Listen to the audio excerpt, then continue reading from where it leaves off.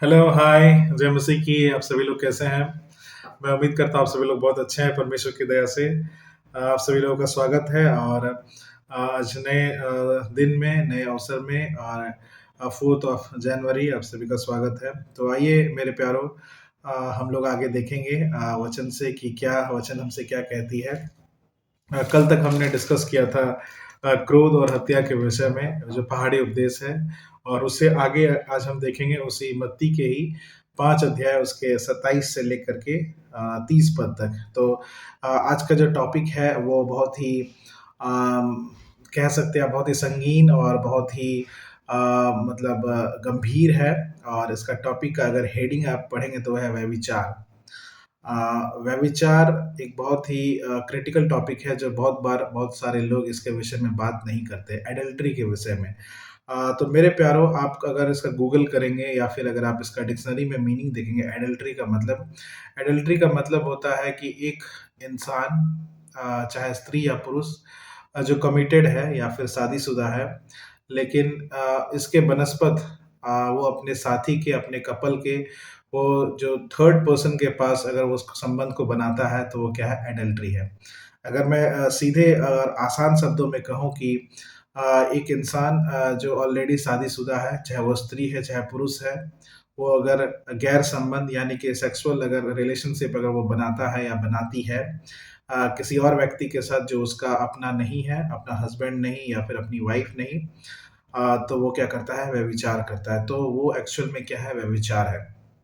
और ये पुराने नियम में भी हमारे लिए ये दर्शाया गया है। जो पुराने नियम में परमेश्वर ने अपने लोगों के लिए दिया था, निर्गमन की पुस्तक उसका 20 अध्याय और उसका 24 पद में कि तू व्यभिचार ना करना, यानी कि वो एक कमांडमेंट था, 7वां कमांडमेंट, 7वां आज्ञा जो परमेश्वर ने अपने लोगों को दिया था। यानी कि उस समय भी इस चीज़ से परमेश्वर क्या करता था, घृणा करता था। परमेश्वर को ये कतई पसंद नहीं था, एडल्ट्री। परमेश्वर को ये पसंद नहीं था इसके विषय में। मेरे प्यारों, अगर आप नए नियम में अगर देखेंगे, जैसे कि आज हम लोग इसके विषय में हम लोग चर्चा करेंगे कि क्या कहता है। नए नियम में अगर आप देखेंगे तो खास करके मरकुस रचित सुसमाचार उसके 10 अध्याय उसका 11 और 12 पद में अगर आप पढ़ेंगे तो पाएंगे मरकुस और उसका 10 अध्याय और उसका 11 और 12 पद में क्या कहता है वचन। थोड़ा हम देख लेते हैं एडल्ट्री के विषय में कि वचन क्या कहती है नए नियम में, यीशु मसीह क्या कहता है इसके विषय में। उसने उनसे कहा, जो कोई अपनी पत्नी को त्याग कर दूसरी से विवाह करे तो वह उस पहली के विरोध में व्यभिचार करता है। सी बहुत ही क्लियरली यहाँ पे कहा गया है। और यदि पत्नी अपने पति को छोड़कर दूसरे से विवाह करे तो वह व्यभिचार करती है। तो दैट मीन्स अगर एक इंसान का ऑलरेडी अगर किसी के साथ संबंध है और वो अगर तीसरे के साथ इंटीमेटेड होते हैं या तीसरे के साथ संबंध में आते हैं तो वो क्या है, एडल्ट्री है, वो क्या है, व्यभिचार है। तो ये व्यभिचार बोलने में और सुनने में काफ़ी छोटा शब्द लगता है, लेकिन मेरे प्यारों, इसमें वचन में ये बहुत ही गहराई से हमें समझाया गया है कि ये कितना खतरनाक है और कितना हमारे जीवन के लिए एक तरह का संगीन अपराध है, और जिससे हम परमेश्वर से क्या हो सकते हैं, बहुत दूर जा सकते हैं। थोड़ा नहीं बल्कि बहुत दूर हम जा सकते हैं।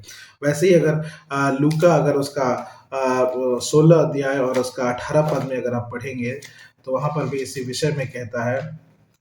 लूका उसका 16 अध्याय के 18 पद में कहता है, जो कोई अपनी पत्नी को त्याग कर दूसरी से विवाह करता है वह व्यभिचार करता है, और जो कोई ऐसी त्यागी हुई स्त्री से विवाह करता है वो भी व्यभिचार करता है। देखिए वचन हमें कितना क्लियरली और कितना क्लियर कहते हैं ना, बहुत साफ सुथरा और बहुत सीधे तरीके से कह दिया है कि जो कोई अपनी पत्नी को त्याग कर यानी कि डिवोर्स देकर, इसका रीज़न है, लेकिन आज मैं उसके विषय में बातें नहीं करूँगा, लेकिन जो व्यभिचार के विषय में आज हम लोग बातें करें। क्या कहता है, अपनी पत्नी को त्याग कर दूसरी से विवाह करता है तो वो क्या करता है, व्यभिचार करता है।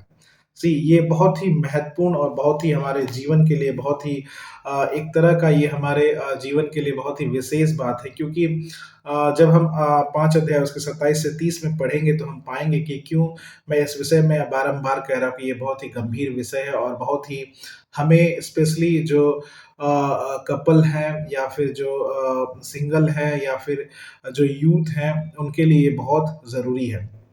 मेरे प्यारो, एक सॉल्यूशन भी है इसके विषय में, मैं उसको थोड़ा आपको बता देता हूँ। पहला कुरिन्थियों को अगर आप पढ़ेंगे, पहला कुरिन्थियों उसका 7 अध्याय, सॉल्यूशन का मतलब कुछ और नहीं लेना है, सॉल्यूशन का मतलब ये नहीं कि हमें करते जाना है, उसके लिए कुछ है, नहीं। सॉल्यूशन क्या है? पहला कुरिन्थियों उसका 7 अध्याय उसके 2 पद में आप पढ़ेंगे तो क्या पाएँगे?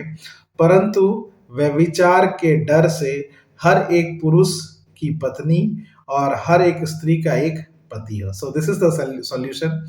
ऐसा कोई सॉल्यूशन नहीं, अलग सोचने की जरूरत नहीं। वचन क्या बताती है? परंतु व्यभिचार के डर से, दैट मीन्स अगर आपको व्यभिचार से बचना है तो it's better to have a wife और टू हैव अ हस्बैंड। समझ रहे हैं आप लोग? ये बहुत ज़रूरी है, जो अनमैरिड है या फिर जिनको लगता है कि मैं अपने सोच पे कंट्रोल नहीं कर पा रहा, अपने विचारों पे कंट्रोल नहीं कर पा रहा, तो ये बेटर है कि हम क्या करें, शादी कर लें। तो और जो शादीशुदा है ऑलरेडी, वो उनके लिए क्या है, वो अपने पति से और अपने पति से क्या रहे, वफ़ादार है। तो मेरे प्यारो, ये एक व्यभिचार की क्या है, परिभाषा है। लेकिन परमेश्वर इससे क्या करता है, बहुत घृणा करता है। परमेश्वर को ये कतई पसंद नहीं है। लेकिन मेरे प्यारो, आज का जो हमारा टॉपिक है, आज का जो विषय है वो व्यभिचार पर है, और हम वापस आएँगे मत्ती उसके 5 अध्याय और उसके 27, 28, 29 और 30 पद को आज देखेंगे। तो 27 पद में देखिएगा क्या कहता है, गौर से आप सुनिएगा। यीशु मसीह कहता है, तुम सुन चुके हो कि कहा गया था, व्यभिचार ना करना। यीशु मसीह उस विषय में बातें कर रहा है, यानी कि पुराने नियम में जो व्यवस्था लोगों को दी गई थी, जो लॉ मूसा ने लोगों को दिया था परमेश्वर के द्वारा, वो क्या था? तू व्यभिचार ना करना। और इसका सीधा-सीधा हम लोग पाते हैं, जो 7वां कमांडमेंट है, 7th का कमांडमेंट, जिसमें कहा गया है कि व्यभिचार ना करना। और वो हम पढ़ सकते हैं निर्गमन उसके 20 अध्याय और उसके 14वें पद पे। तो मेरे प्यारो, ये तो पुराने नियम का बात था और यीशु मसीह इसको हूबहू वैसे ही बताता है। लेकिन 28 पद में, उसके बाद के पद में बहुत ही गंभीर और बहुत ही विशेष वचन है। क्या कहता है? परंतु, यीशु मसीह कहता है, परंतु मैं तुमसे यह कहता हूँ कि जो कोई किसी स्त्री पर कुदृष्टि डाले, वह अपने मन में उससे व्यभिचार कर चुका। पहले मैंने आपको व्यभिचार की परिभाषा बताया और उसमें क्या बताया कि जो इंसान ऑलरेडी मैरिड है या कमिटेड है, अगर वो किसी तीसरे के साथ संबंध में आता है, तो वो क्या है? व्यभिचार है। लेकिन यीशु मसीह यहाँ पे क्या कह रहा है? परंतु परंतु मैं तुमसे यह कहता हूँ कि जो कोई किसी स्त्री पर कुदृष्टि डाले, वह अपने मन में व्यभिचार कर चुका। मेरे प्यारो, यीशु मसीह का जो ये पहाड़ी उपदेश है, बहुत ही कठोर और एक अलग लेवल का है। एक तरह का बहुत ही मतलब खतरनाक, बहुत ही हम कह सकते हैं उसको, बहुत ही असंभव के समान है। क्या कहता है कि जो कुदृष्टि डाले, देखिए एक होता है कुछ करना और एक होता है क्या करना, कुदृष्टि डालना। लेकिन वचन क्या बताती है? जो कुदृष्टि डाले, तो वह अपने मन में उससे क्या करता है? व्यभिचार कर चुका है। तो मेरे प्यारो, ये हमारे लिए बहुत ही गंभीर बातें हैं, बहुत ही हमारे लिए सोचने वाली बात है कि अपने मन को हम कैसे कंट्रोल करें, क्योंकि बारंबार यीशु मसीह क्या फोकस कर रहा है? मन। और वचन क्या बताते हैं? धन्य है जिनके मन शुद्ध है, वे क्या करेंगे? परमेश्वर को देखेंगे। मेरे प्यारो, थोड़ा सा हम इसके विषय में बातें करेंगे कि जो मन में कुदृष्टि करता है, वो व्यभिचार कैसे कर सकता है, या कैसे ये व्यभिचार होता है। उसके लिए थोड़ा सा हम लोग वचन को पढ़ेंगे। अय्यूब की पुस्तक, पुराने नियम में हम लोग जाएंगे, भजन संहिता से पहले है अय्यूब की पुस्तक और उसका 31 अध्याय और उसका 1 पद में देखिएगा, अय्यूब यहाँ पे क्या कहता है? मैंने अपनी आंखों के साथ वाचा बांधी है, फिर मैं किसी कुंवारी पर कैसे आंखें लगाऊंगा। तो अय्यूब यहाँ पे अपने आप को उस चीज़ से क्या करता है, जो आज यीशु मसीह लोगों को समझा रहा था पहाड़ी उपदेश में, कि किसी पे कुदृष्टि, अपनी आँखों से दृष्टि ना करना, किसी अपनी आँखों से गलत मत देखना। और यहाँ पे अय्यूब पहले ही कहता है कि मैंने अपनी आँखों के साथ वाचा बाँधी है, फिर मैं कैसे कुँवारी पर आँखें लगाऊँ। यानी कि वो अपने आप को इतना कंट्रोल किया हुआ है कि वो कैसे किसी पे गलत नज़र गड़ाए। ये अगर याकूब की पुस्तक, अगर नया नियम में हम लोग देखेंगे, इब्रानियों के बाद है याकूब, याकूब की पुस्तक उसका 1 अध्याय और उसके 14वें और 15वें पद में क्या कहता है? बहुत ही हमारे लिए सीखने वाली बात है। याकूब की पुस्तक उसका 1 अध्याय उसका 14 और 15 पद में क्या कहता है? परंतु प्रत्येक व्यक्ति अपनी ही अभिलाषा से खींचकर और फंसकर परीक्षा में पड़ता है। फिर अभिलाषा गर्भवती होकर पाप को जनती है और पाप जब बढ़ जाता है तो मृत्यु उत्पन्न करता है। देखिए मेरे प्यारो, कितना अद्भुत तरीके से ये वचन हमें समझाया गया है कि क्या होता है, फिर अभिलाषा गर्भवती होकर के पाप को जन्म देती है। तो यानी कि हम जब देखते हैं, वो अभिलाषा हमारे मन में होता है, वो जिज्ञासा हमारे मन में होता है और वो क्या करता है, पाप को जन्म देता है। तो मेरे प्यारो, ये बहुत ही महत्वपूर्ण, इसलिए यीशु मसीह क्या कहता है कि जो कुदृष्टि करके देखता है और उसके विषय में सोचता है तो वो क्या कर चुका है, वह विचार कर चुका है। एक व्यक्ति है, अगर आपको स्मरण होगा, जो कि बहुत ही प्रसिद्ध व्यक्ति है बाइबल में, दाऊद के विषय में मेरे प्यारो, वो उसने भी एक ऐसे ही घटना अपने जीवन में किया। आप उसके घटना को दूसरे शामिल उसके 11 अध्याय और उसका 1 से लेके 4 पद में आप पढ़ सकते हैं कि कैसे वो पाप में गिरा। वो एक स्त्री को देखता है नहाते हुए एक्चुअली, और वो उसको मतलब उसका मन क्या हो जाता है, खराब हो जाता है। यानी कि वो अपने मन में क्या करता है, वह विचार अपने मन में जो सोचता है और इसके बाद उस चीज को क्या करता है, कार्यान्वित में लाता है और वो गलत काम करता है। तो मेरे प्यारो, मैं इसके विषय में ज्यादा डीप नहीं जाऊंगा, लेकिन हमें किसी और वीडियो में मैं इसके विषय में बात करूंगा। लेकिन आज जो हमारे लिए विशेष है कि यीशु मसीह क्या कहता है वह विचार के विषय में। मेरे प्यारो, सीधा और साधारण सा बात वो कहता है। पुराने नियम में तो ये मेंशन है कि वह विचार नहीं करना है, वह विचार हमें मालूम है क्या है। लेकिन यीशु मसीह क्या कहता है, परंतु मैं तुमसे कहता हूं कि जो कोई किसी स्त्री पर कुदृष्टि डाले वह अपने मन में उससे वह विचार कर चुका। सी द कितना ज्यादा यहाँ पे स्ट्रिक्टली यीशु मसीह कहता है, क्योंकि मेरे प्यारो हमें मालूम होना चाहिए कि परमेश्वर वो हमारे हृदय को क्या करता है, शुद्ध और शुद्ध देखना चाहता है। हमारे उसको वो शुद्ध मन क्या है, पसंद है। मेरे प्यारो, वो शुद्ध मन परमेश्वर को पसंद है, इसलिए कहता है धन्य है जिनके मन शुद्ध है, वे क्या करेंगे, परमेश्वर को देखेंगे। तो मेरे प्यारो, ये बहुत ही हमारे लिए कठिन है, लेकिन आवश्यकता है कि हम क्या करें, परमेश्वर के निकट में आए, ताकि हम इन सब चीजों से क्या होने पाए, बच नहीं पाए। तो 29 और 30 पद में मेरे प्यारो इसी के विषय में कहता है। क्या कहता है 29 पद में, गौर से सुनिएगा। यदि तेरी दाहिनी आंख तुझे ठोकर खिलाए तो उसे निकाल कर फेंक दे, क्योंकि तेरे लिए यही भला है कि तेरे अंगों में से एक नष्ट हो जाए और तेरा सारा शरीर नरक में ना डाला जाए। फिर 30 पद में क्या कहता है, यदि तेरा दाहिना हाथ तुझे ठोकर खिलाए तो उसे काट कर फेंक दे, क्योंकि तेरे लिए यही भला है कि तेरे अंगों में से एक नष्ट हो जाए और तेरा सारा शरीर नरक में ना डाला जाए। तो मेरे प्यारो, पहले यीशु मसीह बताता है कि पुराने नियम में व्यभिचार के विषय में है, तो ये तो तुम ऑलरेडी जानते हो। लेकिन यीशु मसीह क्या कहता है कि तू अगर अपनी आंखों से देखता है, कुदृष्टि करता है, तो भी तू क्या कर चुका है, वह विचार कर चुका है। यानी कि आप उसको शायद टच ना करें, आप उसको कुछ बोले नहीं, लेकिन अपने मन में जब आप सोचते हैं तो अपने मन में ही हम क्या करते हैं, हमने वो वह विचार कर चुका है। तो मेरे प्यारो, और उसके बाद कहता है कि यदि तेरी आंखें, यानी कि तू अगर अपनी आंखों से अगर करता है तो उसे क्या कर, निकाल दे, उसे निकाल दे। और फिर कहता है 30 पद में, यदि तेरा दाहिना हाथ, यानी कि दो चीज यहां पे मेंशन करता है यीशु मसीह, आंख और हाथ के विषय में। तो आप देखिएगा, इनमें को रिलेशन बहुत ही अद्भुत है। मेरे प्यारों, जब हम कोई चीज को देखते हैं अपनी आंखों से, उसके बाद हम उस चीज को कैसे एक्शन में लाते हैं, अपने हाथों से। दैट मीन्स जब हम अपनी आंखों से देखते हैं, मन में हम विचार करते हैं कि क्या करना है, नहीं करना है, तब हम उसको हाथों से क्या करते हैं, कार्यान्वित करते हैं। आपको बात समझ में आ रहा होगा कि क्या यीशु मसीह यहाँ पे कहना चाह रहे हैं। तो इसलिए कहता है कि यदि तेरी आंख, दाहिनी आंख तुझे अगर ठोकर खिलाए तो उसे क्या कर, निकाल दे, कि तू नरक में ना जाए। तेरा दाहिना हाथ अगर तुझे ठोकर खिलाए तो उसे निकाल दे, ताकि तेरा शरीर, पूरा शरीर नरक में ना डाला जाए। तो मेरे प्यारों, कहने का तात्पर्य यह है यीशु मसीह का यहाँ पर, कि वो चाहता है कि हम मन से भी क्या करें, पाप ना करें। हम मन से भी क्या करें, वह विचार ना करें। वो पर्सनली तो हमें मना करता ही है, फिजिकली तो मना कर ही रहा है, वो पुराने नियम में भी मना कर रहा था। लेकिन यीशु मसीह यहाँ पे हमें क्या कह रहा है कि हमें मन से भी क्या करना है, वह विचार नहीं करना है। ये बहुत ही कठिन है मेरे प्यारों, बहुत ही मुश्किल है।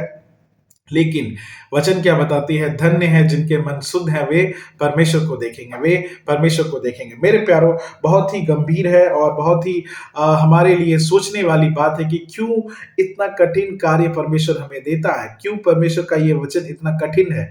ये कठिन मैं इसलिए बारंबार कह रहा हूं, क्योंकि जब इसी 5 अध्याय, मत्ती उसके 5 अध्याय के 48 पद को पढ़ेंगे तो क्या पाएंगे, इसीलिए चाहिए कि तुम सिद्ध बनो जैसे तुम्हारा स्वर्गीय पिता सिद्ध है। तो that means we have to be the perfect, we have to be perfect, क्योंकि हमारा स्वर्गीय पिता क्या है, वो सिद्ध है, वो परफेक्ट है। तो परमेश्वर हमें और आपको भी क्या करना चाहता है, परफेक्ट बनाना चाहता है। हमें और आपको भी परमेश्वर क्या करना चाहता है, परफेक्ट बनाना। इसलिए यीशु मसीह कहता है कि यदि तेरा दाहिना हाथ तुझे ठोकर खिलाए तो उसे निकाल दे, यदि तेरा दाहिना हाथ तुझे ठोकर खिलाए तो उसे काट डाल।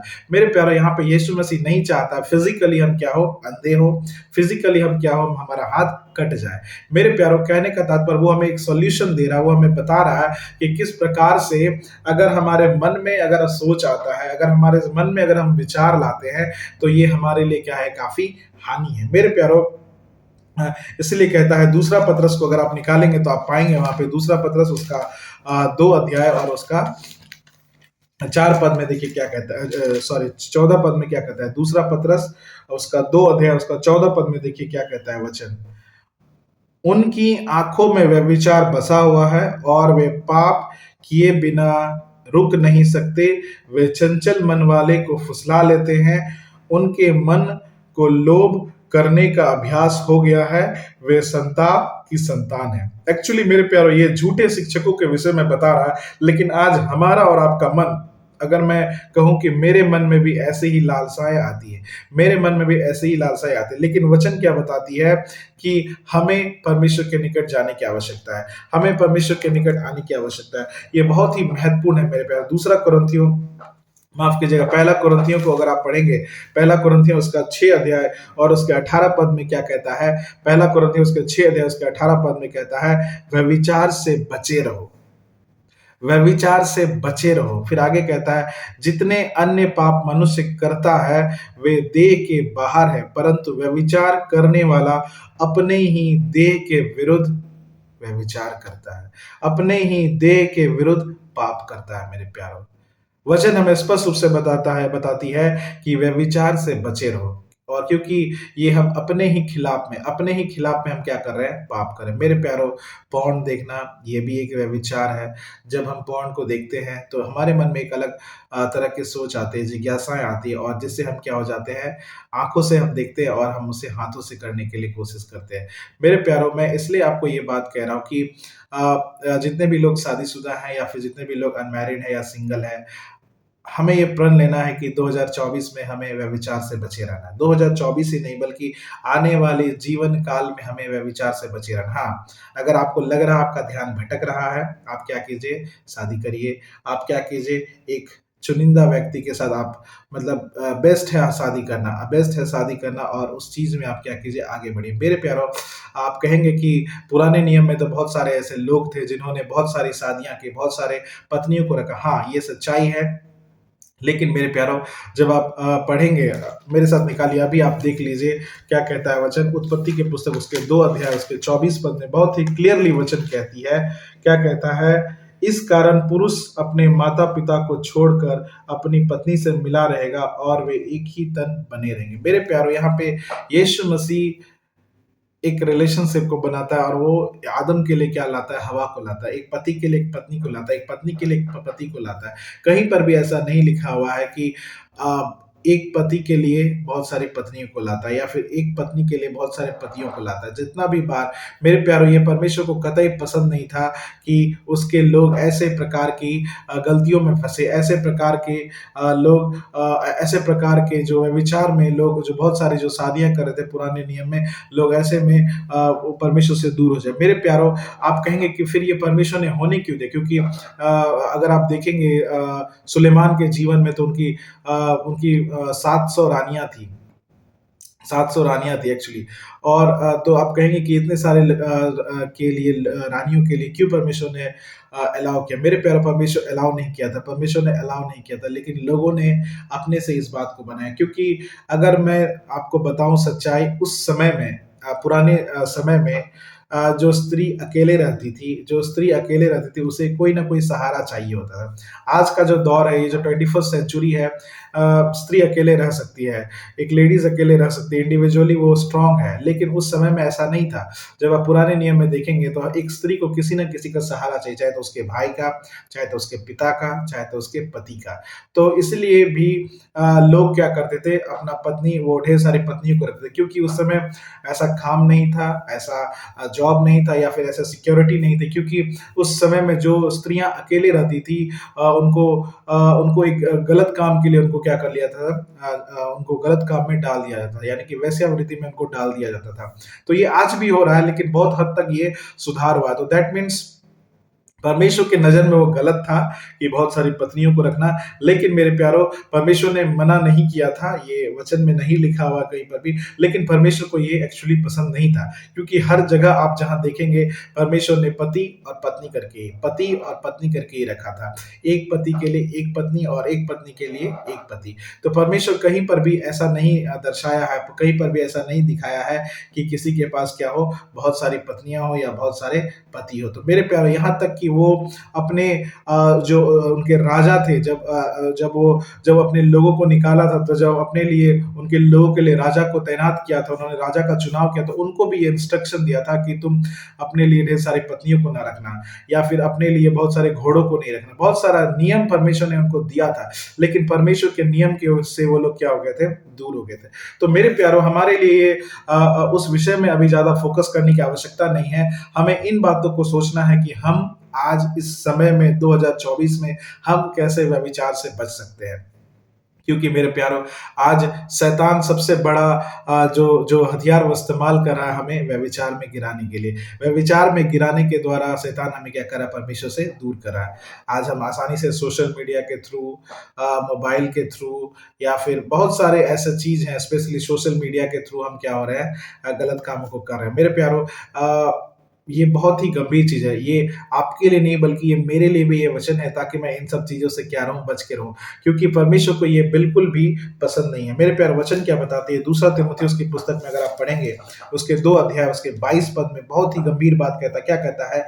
जवानी की अभिलाषाओं से भाग, जवानी की अभिलाषाओं से भाग, और जो शुद्ध मन से प्रभु का नाम लेते हैं, उनके साथ धर्म और विश्वास और प्रेम और मेल मिलाप का पीछा कर। मेरे प्यारों, आपको याद होगा यूसुफ के विषय में, जब पोतीपर की पत्नी ने उसके साथ वो गलत संबंध बनाने के लिए उसको पकड़ा, मेरे प्यार, वो वहां से क्या हो गया, भाग गया। फ्ली अवे फ्रॉम देयर, वहां से वो भाग खड़ा, क्योंकि वो जानता था कि परमेश्वर के नजर में, परमेश्वर के विरुद्ध में ये क्या है, बहुत बड़ा पाप है, बहुत बड़ा गलती है, और इसका सजा उसे मिलता है। मेरे प्यारों, वो लोग उसे फंसाते हैं, वो स्त्री उसे फंसाती है, उसे बंदीगिरी में जाना पड़ता है, ये अलग प्रोसेस है। लेकिन मेरे प्यारों, वो परमेश्वर के सिद्धांत को जानता था कि वहां से क्या होना है, उसे भाग जाना है। आमीन। तो मेरे प्यारों, दूसरा तीमुथियुस के 2 अध्याय के 22 पद में कहती है, जवानी की अभिलाषाओं से भाग। मेरे प्यारों, कोई आपके साथ अगर फ्लर्ट करने की कोशिश कर रहा है, या आप किसी के साथ फ्लर्ट करने की कोशिश कर रहे हैं, या कुछ ऐसे वीडियोस को आप देख रहे हैं, या कुछ ऐसे बातों को आप कर रहे हैं, तो हमें आज भागने की आवश्यकता है। हमें आज भागने की आवश्यकता है। मेरे प्यार, उन सब चीज़ों से क्या होना है, परे होना है। क्योंकि जब तक हम शारीरिक अभिलाषाओं से, उस विचार से हम परे नहीं होंगे, हम परमेश्वर को प्रसन्न नहीं कर सकते। हम परमेश्वर को प्रसन्न नहीं कर सकते। मेरे प्यारों, ये बहुत ही गंभीर है, बहुत ही महत्वपूर्ण है हमारे लिए कि हम जाने कि परमेश्वर से प्रेम करना कितना ज़रूरी है। इसलिए यहाँ पे मेरे प्यारों, यीशु मसीह बहुत ही कठोर और बहुत ही कहिए कि रोष में आकर के कह रहा है कि अगर तेरा आँख तुझे अगर दोषी ठहराए, तो उसे क्या कर, निकाल दे। अगर तेरा हाथ तुझे दोषी ठहराए, तो उसे काट दे। यानी कि वो बता रहा है कि हमें अंधा और लूला होने की ज़रूरत नहीं, बल्कि अगर आपका कोई चीज़ आपको डिस्ट्रैक्ट कर रहा है, कोई चीज़ आपको लगता है कि ये मुझे विचार में डाल रहा है, तो उसे हमें कट करने की आवश्यकता है। उसे हमें अपने उससे दूर करने की आवश्यकता है। उससे दूर हमें भागने की आवश्यकता है, क्योंकि मेरे प्यारा, परमेश्वर चाहता है कि उसके जन कैसे रहे, पवित्र रहे। परमेश्वर चाहता है कि उसके लोग कैसे रहे, पवित्र रहे। मेरे साथ वचन निकालिएगा मेरे प्यारों, नीति वचन और उसका 6 अध्याय और उसका 32 पद। नीति वचन और उसका 6 अध्याय, उसका 32 पद में मेरे प्यारों क्या कहता है वचन, परंतु परंतु जो परम स्त्रीगमन करता है, वह नीरा निर्बुद्धि है, जो अपने प्राण को नष्ट करना चाहता है, वही ऐसा करता है।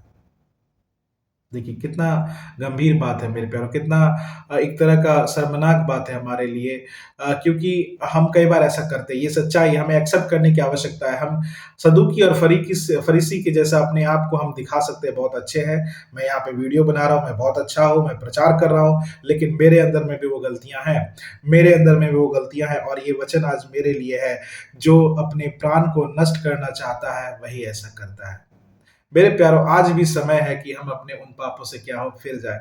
परमेश्वर चाहता है, इसलिए यीशु मसीह जब इस संसार में आया, वो क्या प्रचार करना शुरू किया? मन फिराओ, क्योंकि स्वर्ग का राज निकट आया है। मन फिराओ, वो जानता है कि हमें किन किन बातों से मन फिराने की आवश्यकता है, किन किन चीजों से हमें मन फिराने की आवश्यकता है। मेरे प्यारों, मत्ती उसके 15 अध्याय में भी यही बात को कहता है। अगर आप पढ़ेंगे मत्ती उसका 15 अध्याय और उसका 19 और 20 पद में क्या कहता है? 15 अध्याय उसका 19 और 20 पद में कहता है, क्योंकि बुरे विचार, हत्या, परम स्त्रीगमन, व्यभिचार, चोरी, झूठी गवाही और निंदा मन से निकलती है। देखिए यहाँ पे क्या क्या बातें हैं जो मन से निकलती है। फिर आगे कहता है 20 पद में, ये ही है जो मनुष्य को अशुद्ध करती है। यही है जो मनुष्य को अशुद्ध करती है। मेरे प्यारे, जो हमारे मन से निकलता है। इसलिए यीशु मसीह कह रहा है कि जो केवल फिजिकली व्यभिचार करता है, वो तो गलत है ही, लेकिन जो अपने मन में भी कुदृष्टि करता है, जो मन में भी लस्ट करता है, वो भी क्या करता है? पाप करता है। वो भी क्या करता है? व्यभिचार करता है। हाँ, ये किसी की सुंदरता को, किसी स्त्री की सुंदरता को निहारना या उसकी तारीफ करना, वो अलग चीज है। लेकिन जब हम उसके विषय में लस्ट करते हैं, जब हम किसी को देखते हैं, वाह क्या फिगर है उसका, कितना अच्छा है, और जब हम उसके विषय में गलत सोचते हैं और गलत धारणा करते हैं कि मतलब सोचिए कि एक तरह से मैं उसके लिए लस्टिंग कर रहा हूं, तो वो क्या है? एक तरह का व्यभिचार है। एक तरह का व्यभिचार नहीं, बल्कि वो व्यभिचार ही है। तो मेरे प्यारो, हमें इन सब चीजों से क्या होना है? परे होना है, क्योंकि हमारा पिता कैसा है? वो सिद्ध है, और परमेश्वर चाहता है कि हम क्या करें? मन को फिराए। तो मेरे प्यारो, ये आज के समय में सबसे महत्वपूर्ण चीज है, व्यभिचार। व्यभिचार के कारण हम क्या होते हैं? परमेश्वर से दूर होते हैं, क्योंकि परमेश्वर को ये कतई पसंद नहीं कि उसके लोग क्या करें? व्यभिचार करें, उसके लोग व्यभिचार करें। तो मेरे प्यारो, इस विषय में जब मैं बातें करूंगा तो बहुत सारी बातें हैं बोलने के लिए, बहुत सारी चीजें हैं बोलने के लिए, लेकिन वीडियो थोड़ा लंबा हो जाएगा। तो इसलिए मैं जो मत्ती उसके 5 अध्याय उसके 27 से 30 पद में आज का जो टॉपिक था व्यभिचार के विषय में, परमेश्वर चाहता है कि हम क्या करें? व्यभिचार से बचे रहें। वो चाहता है कि उसके संतान, उसके पुत्र और पुत्रियां क्या बने? सिद्ध बने। जैसा वो सिद्ध है, हम भी वैसे ही सिद्ध बने। इसके लिए कोई मेरे प्यारो, हाँ, ऐसा कोई रॉकेट साइंस नहीं है कि हम तुरंत उस व्यभिचार से बच जाएंगे। वो हमें मन में दृढ़ संकल्प करने की आवश्यकता है, और जैसे वचन बताती है, अगर आप नहीं कर पा रहे तो वहां से क्या हो जाइए? भाग जाइए, फ्ली अवे फ्रॉम देयर। वहां से हमें भागने की आवश्यकता है। मेरे प्यार, उस चीज से हमें, अगर कोई ऐसा लग रहा है कि मुझे उस चीज में धकेल रहा है, तो ब्लॉक करने की आवश्यकता है, उसे डिलीट करने की आवश्यकता है। यही एकमात्र साधन है कि हम क्या हो सकते हैं? व्यभिचार से बच सकते हैं। हालेलुया। तो उम्मीद करते हैं आप सभी लोग को समझ में आया होगा वचन, और भी आगे हम लोग आगे कल चर्चा करेंगे पहाड़ी उपदेश के विषय में। और फिर धन्यवाद आप सभी को, आप सभी का दिन अच्छा रहे और परमेश्वर आप सबको आशीष दे। धन्यवाद।